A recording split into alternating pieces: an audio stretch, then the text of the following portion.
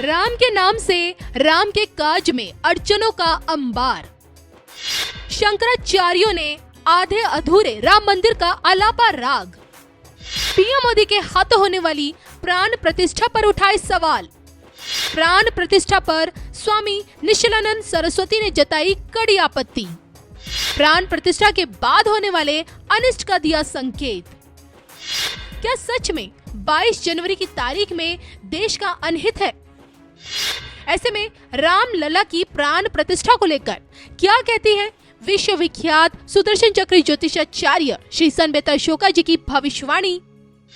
देखिए सिर्फ धर्म ज्ञान पर।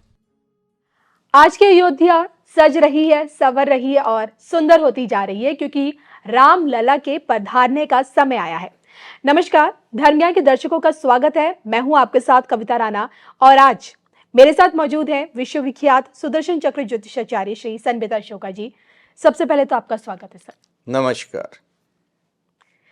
अब जो कि 500 वर्षों के इतने सालों के इंतजार के बाद रामलला की प्राण प्रतिष्ठा का समय आया है, तो विपक्षी पार्टियां तो इस रामलला के प्राण प्रतिष्ठा समारोह का बहिष्कार कर ही रही है, लेकिन इसके साथ साथ देश का जो संत समाज है, खासकर जो देश के जो शंकराचार्य हैं, उन्हें भी इस आयोजन पर आपत्ति है। लेकिन आपत्ति क्यों है ये भी हम आगे बताएंगे।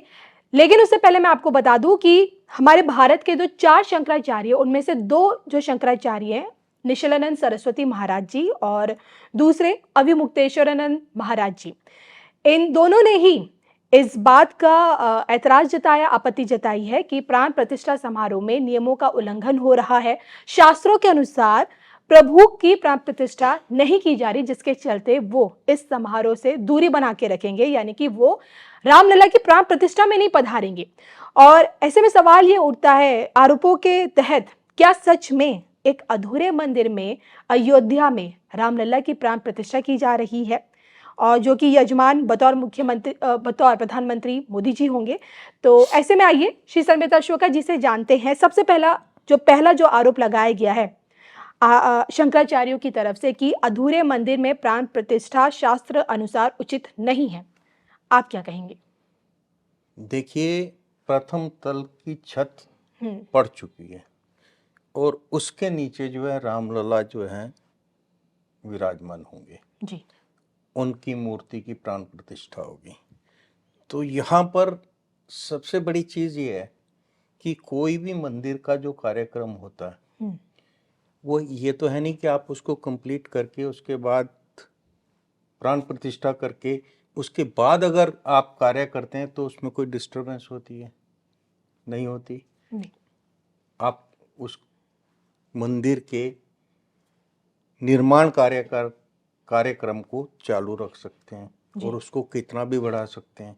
ये राम मंदिर का निर्माण कार्य इतनी जल्दी पूरा होने वाला नहीं है। लेकिन प्रथम तल का जो आपका छत पड़ने के बाद जहां पर राम लला जी को विराजमान किया जाएगा जी।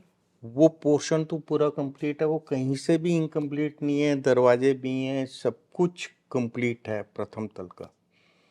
तो प्राण प्रतिष्ठा में एक चीज और देखनी चाहिए जी। देखिए, प्राण प्रतिष्ठा हो रही है 22/1/2024 को 12:29 और 8 सेकंड से, जिसमें 84 सेकंड का जो मुहूर्त विद्वानों ने निकाला है। जी। तो उस समय की जो कुंडली है, देखिए उस समय जो है इंद्र योग चल रहा होगा। इंद्र योग जो है सबसे महत्वपूर्ण और सबसे भाग्यशाली योग माना जाता है। दूसरा मृगशिरा नक्षत्र का द्वितीय चरण, तीसरा सोमवार जी। और उसमें ये जो कार्यक्रम होने जा रहा है उस टाइम जो गण है वो देवता गण है। देवता गण में इंद्र योग में मृगशिरा नक्षत्र के द्वितीय चरण में जिस समय मंगल शुक्र बुध, मंगल शुक्र बुध और शनि ये ग्रह जो हैं एक्टिव होंगे पूर्णतया इस उसमें। उसके अलावा जो है सबसे बड़ी बात जो है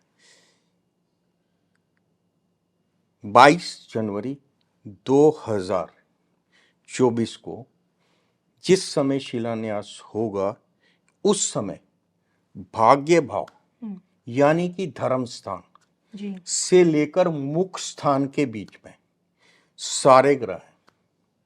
भाग्य भाव यानी धर्म स्थान से लेके मुख्य स्थान के बीच में सारे ग्रह हैं और ये एक जो है धन मलिका योग बनता है।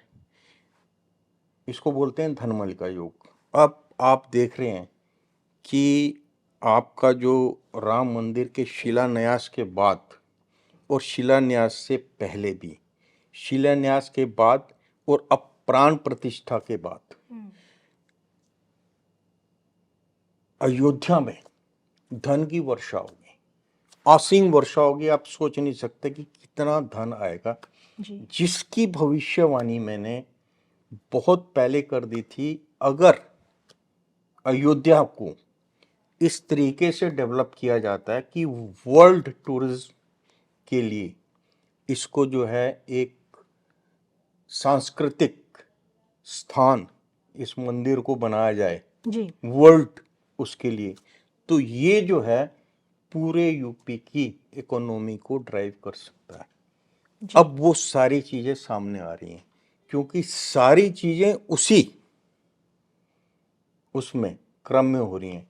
देखिए, अयोध्या जंक्शन को अयोध्या धाम नाम दिया गया जी और वहाँ पर जो है आपका जो है एयरपोर्ट भी बना दिया गया।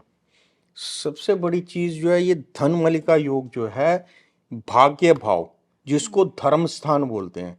धर्म स्थान में मंगल, शुक्र और बुध, और द्वितीय भाव में उच्च का चंद्रमा, जी लगन में जो है आपका बृहस्पति, द्वादश भाव में मीन राशि का राहु।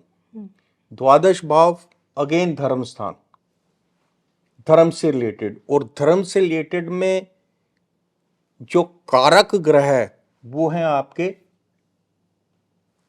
बृहस्पति होते हैं जी या केतु और राहु होते हैं। राहु का 12वें घर में होना धर्म स्थान को बढ़ावा देना। उसके बाद एकादश भाव में स्वराष्ट्रित शनि। अब ये सारा गेम जो हो रहा है ये शनि महाराज की अध्यक्षता में हो रहा है। जी ये जो सब कुछ हुआ है ये शनि महाराज की अध्यक्षता में हुआ है। और उधर जो भाग्य भाव जिसको धर्म स्थान बोलते हैं वहां पर मंगल का होना, मंगल एक सेनापति है, जी मंगल ने अग्रसर होकर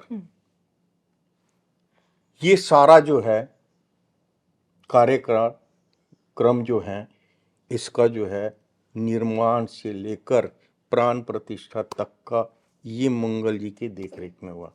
वहां पर शुक्र और बुध भी हैं। बुध बुद्धि के कारक हैं जी लेकिन शुक्र जो है वो दैत्य गुरु हैं। अब इस शुक्र के कारण धर्म स्थान में जो शुक्र है जो सप्तमेश है और मुख्य स्थान का मालिक भी है, तो कुछ जो लोग हैं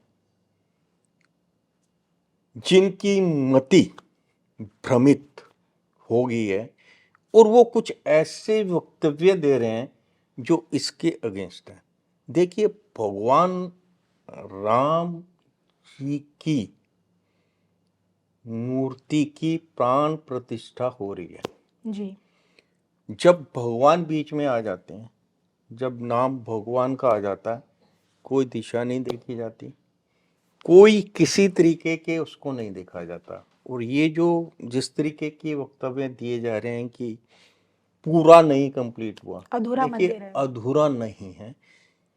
जहां पर प्राण प्रतिष्ठा हो रही है वो जो है कंप्लीट है।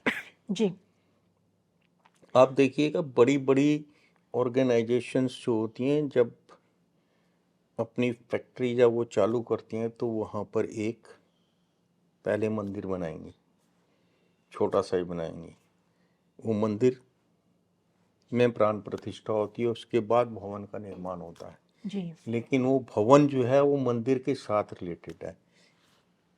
प्राण प्रतिष्ठा जहाँ हो रही है सब चीज़ें वहाँ संपन्न है, सब काम विधिवत होगा, जी। तो यहाँ पर किसी तरीके का संशय नहीं होना चाहिए।